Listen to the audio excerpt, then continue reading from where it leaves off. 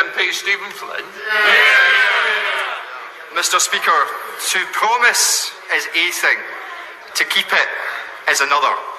Well, the Scottish Government kept their manifesto promise to the people, and thanks to support from members of all political parties in Holyrood, the GRR bill was passed.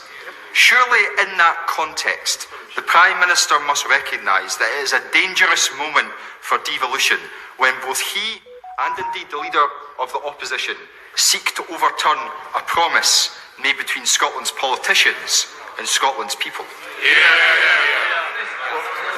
Mr. Speaker, let me be crystal clear that the decision in this case is centred on the legislation's consequences for reserved matters. As is laid out in the Scotland Act, which established the Scottish Parliament, which the Honourable Gentleman talks about, and at the time supported by the SNP, this bill would have a significant adverse effect on UK-wide equalities matters, and so the Scottish Secretary, with regret, has rightly acted. Mr. Speaker, let me be crystal clear. This is the Conservative Party seeking to stoke a culture war against some of the most marginalised people in society. And Scotland's democracy is simply collateral damage. And on that issue of democracy, let's reflect. Because on Monday, the UK government introduced legislation to ban the right to strike against the express wishes of the Scottish government.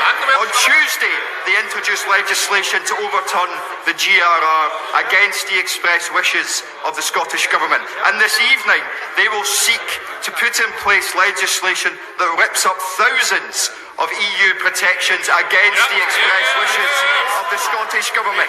Are we not now on a slippery slope from devolution to direct rule?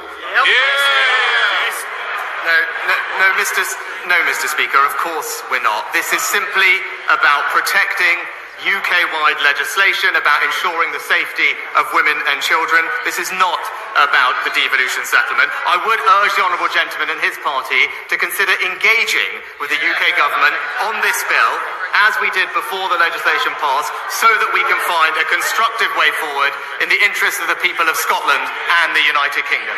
Tipson.